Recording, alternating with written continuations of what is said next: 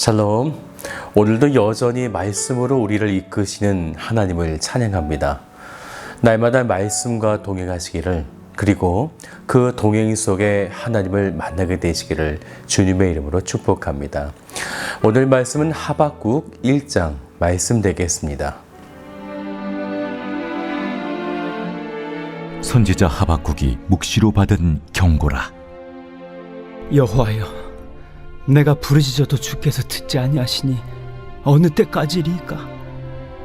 내가 강포로 말미암아 외쳐도 주께서 구원하지 아니하시나이다. 어찌하여 내게 죄악을 보게 하시며 패역을 눈으로 보게 하시나이까? 겁탈과 강포가 내 앞에 있고 변론과 분쟁이 일어났나이다. 이러므로 율법이 해이하고 정의가 전혀 시행되지 못하오니 이는 악인이 의인을 애워쌌으므로 정의가 굽게 행하여짐이니이다. 여호와께서 이르시되, 너희는 여러 나라를 보고 또 보고 놀라고 또 놀랄지어다. 너희의 생전에 내가 한 가지 일을 행할 것이라. 누가 너희에게 말할지라도 너희가 믿지 아니하리라.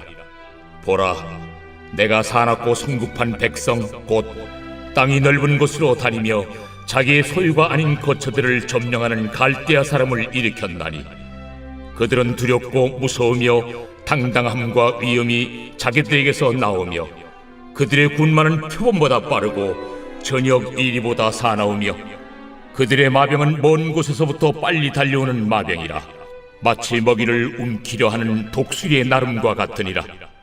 그들은 다 강포를 행하러 오는데 앞을 향하여 나아가며 사람을 사로잡아 모으기를 모래같이 많이 할 것이요, 왕들을 멸시하며 방백을 조소하며 모든 견고한 성들을 비웃고 흉벽을 쌓아 그것을 점령할 것이라. 그들은 자기들의 힘을 자기들의 신으로 삼는 자들이라. 이에 바람같이 급히 몰아 지나치게 행하여 범죄하리라. 선지자가 이르되, 여호와 나의 하나님, 나의 거룩한 이시여, 주께서는 만세전부터 계시지 아니하시니이까? 우리가 사망에 이르지 아니하리이다. 여호와여, 주께서 심판하기 위하여 그들을 두셨나이다. 반석이시여, 주께서 경계하기 위하여 그들을 세우셨나이다. 주께서는 눈이 정결하심으로 악을 참아 보지 못하시며 패역을 참아 보지 못하시거늘 어찌하여 거짓된 자들을 방관하시며 악인이 자기보다 의로운 사람을 삼키는데도 잠잠하시나이까? 주께서 어찌하여 사람을 바다의 고기 같게 하시며 다스리는 자 없는 벌레 같게 하시나이까?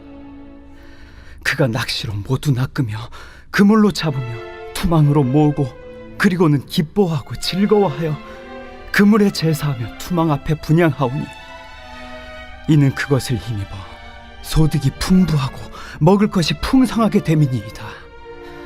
그가 그물을 떨고는 계속하여 여러 나라를 무자비하게 멸망시키는 것이 옳으니까?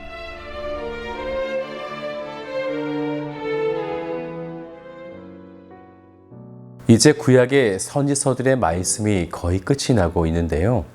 선지서들은 각기 역사들과 맞물려 있기 때문에 조금 더 선지서들을 쉽게 이해하기 위해서는 선지서들을 한 번에 보기보다는 시대별로 분리해서 나누어 보는 것이 훨씬 이해하기가 좋습니다. 그런데 그럼에도 대부분의 선지서들은 북이스라엘의 멸망과 남유다의 멸망에 집중되어 있다는 거죠. 조금은 반복적일지 모르겠지만 그만큼 하나님의 다급하신 회개운동 촉구라는 관점에서 이 선지서들을 읽어나갔으면 좋겠습니다. 오늘은 하박국의 말씀입니다. 하박국은 남유다가 멸망하기 거의 직전에 남유다를 대상으로 쓰여진 말씀이 됩니다. 하박국 선지자는 예레미야가 선지자로 사역했었던 시기와 거의 비슷한데요. 외적으로는 바벨론이 아수르를 정복하고 남유다에게 크나큰 고통을 주고 있었던 때였고, 또 내적으로도 요시야 왕 이후에 폭군이었던 여호야김이 통치하던 시기였습니다. 그러다 보니 국내외적으로 굉장히 불안하던 그런 시기에 이 하박국서가 쓰여진 것이죠. 특히 1장은 하박국 선지자의 질문으로 먼저 시작해서 하나님이 대답하시고 다시 하박국 선지자의 호소라는 세 개의 단락으로 나누어지게 됩니다. 먼저 하박국의 질문을 우리가 먼저 같이 보죠. 2절 말씀이에요. 여호와여, 내가 부르짖어도 주께서 듣지 아니하시니 어느 때까지리이까? 내가 강포로 말미암아 외쳐도 주께서 구원하지 아니하시나이다. 하박국 선지자의 항의성 질문이 되어지죠. 왜 하나님은 서민의 타락을 방치하시고 공의를 실현하지 않으셨는지, 그래서 왜 그들을 구원하지 않으신지에 대한 질문을 지금 하고 있는 것입니다. 여기서 어느 때까지일까 라는 표현은요, 사실 애가를 시작하는 시적인 전형적인 표현이 되어지는 거죠. 그러면서 하박국은 왜 하나님께서 그들의 죄악을 보게 하시고 패역을 보게 하셨나이까 라는 것입니다. 여기서 패역은 히브리어로 아말이라고 해서 고난으로도 사용되어지는데요. 하박국 선지자는 죄악과 패역, 즉 고난이라는 것을 보게 되었고, 또 3절의 말씀을 좀 더 보면 겁탈과 강포가 내 앞에 있고 변론과 분쟁이 일어났다라는 것입니다. 이것으로 4절을 보면 유다 사회는 이렇게 전락되고 마는데요. 이러므로 율법이 해이하고 정의가 전혀 시행되지 못하오니 이는 악인이 의인을 애워쌌으므로 정의가 굽게 행하여 짐이니이다. 율법이 무너지고 참을 수 없는 고통적인 일들이 지금 그들에게 동시다발적으로 일어나고 있는 것이죠. 그러면서 하박국은 이렇게 질문하는 거예요. 왜요? 왜 그렇게 하셨습니까? 라고요. 이에 하나님은 5절부터 그에 대한 응답을 하시게 됩니다. 그 첫 응답은 너희는 여러 나라를 보고 또 보고 놀라고 놀랄지어다 라는 것입니다. 단어가 반복해서 강조되고 있어요.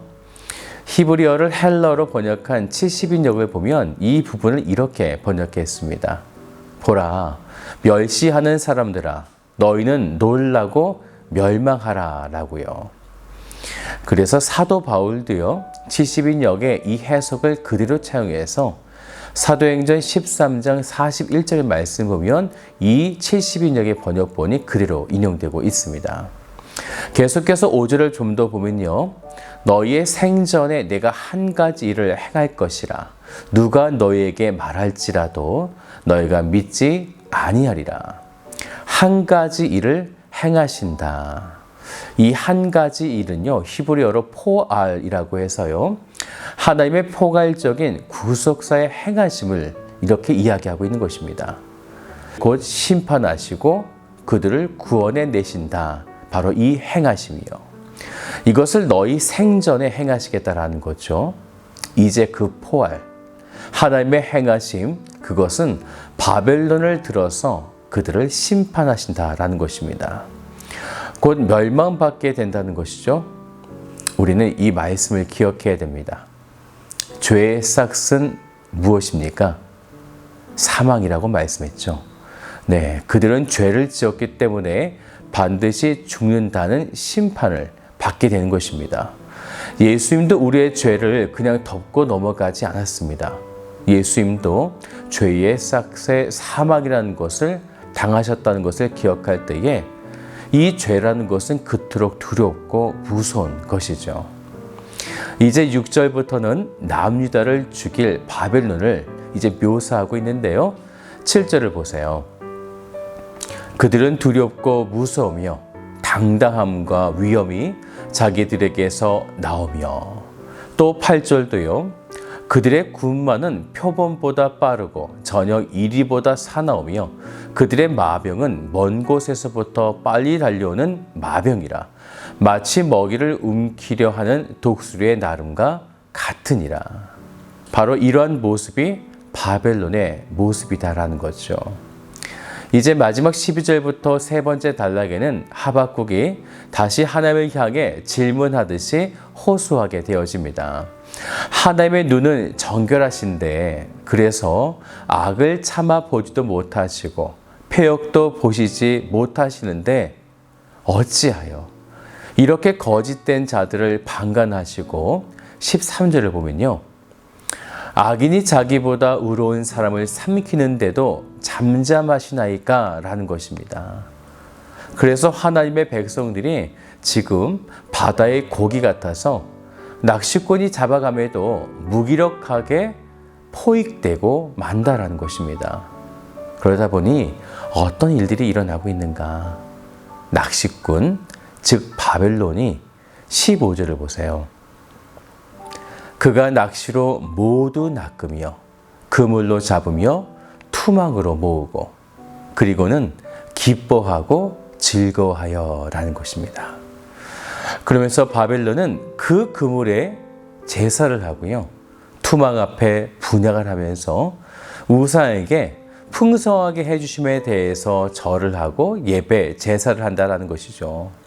이들은 이러한 방식을 계속해서 주변의 여러 나라들을 무지하게 멸망시킬 것인데 이것이 옳으니까 라고 하박국 선지자가 호소하듯이 질문하고 있는 것입니다. 사랑하는 여러분, 분명 이 바벨론의 행동은 옳지 않습니다. 하나님도 이런 악한 자들이 하나님의 백성들을 괴롭히고 힘을 가지며 주변의 많은 나라들을 협박하고 괴롭히는 것을 원하지 않습니다. 그럼에도 왜 하나님은 이들을 도구로 사용하시는 것일까요? 왜 하나님은 지금 이 시대를 살아가는 우리들의 인생 속에 늘 좋은 사람 만나게 하시고 좋은 일만 가득하게 하시지 왜 악한 자들을 만나게 하셔서 괴롭힘을 당하게 하시고 마음이 공고하고 괴롭기도 만들고 때로는 우리 인생을 망하게도 하시는 것일까요? 오늘 하박국처럼 이 물음을 하나님 앞에 가져가 봅시다.